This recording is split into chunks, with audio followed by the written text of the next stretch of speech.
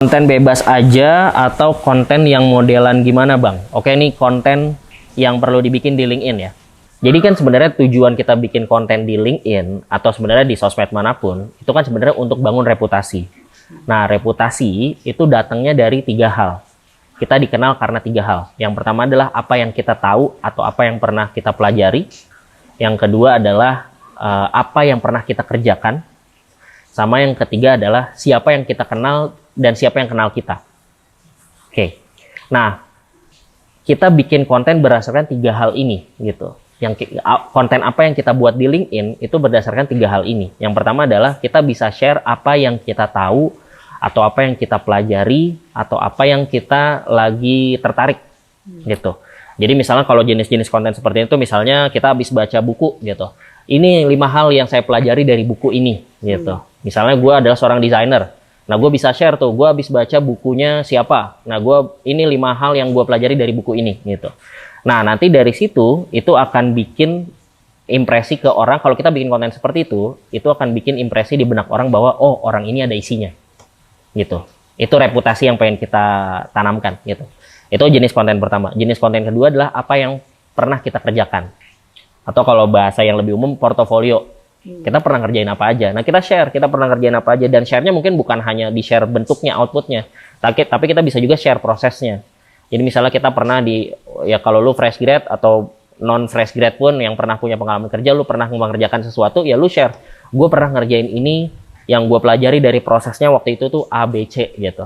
Atau misalnya kesalahan-kesalahan yang tidak akan gue ulangi kalau gue lagi mengerjakan proyek A. Ini pelajaran dari waktu gue mengerjakan proyek B. Gitu.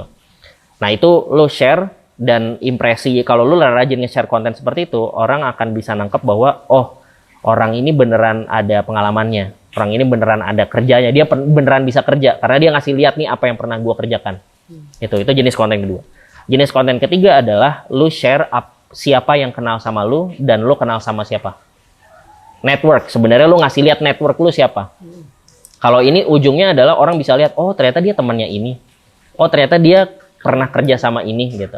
Oh ternyata dia muridnya siapa gitu. Nah, ini kalau jenis-jenis konten ini lu bisa share sesimpel kayak lu abis ngobrol sama bos lu misalnya. Lu abis ngobrol sama bos lu dan bos lu ngasih satu wejangan gitu.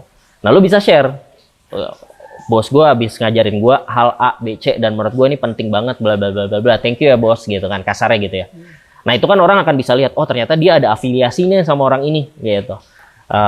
Atau misalnya ya lu bikin kolaborasi gitu. Lu punya temen kenalan, dia mungkin adalah seorang videographer, lu adalah desainer, mungkin lu bikin project bareng yuk gitu.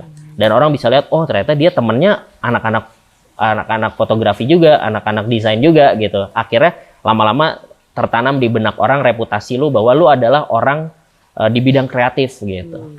Karena orang bisa lihat temen lu adalah orang-orang kreatif juga, yang kenal sama lu orang-orang kreatif juga gitu. Jadi itu 3 tuh, apa yang lu tahu, apa yang lu pernah kerjakan sama siapa yang kenal lu dan siapa yang lu kenal.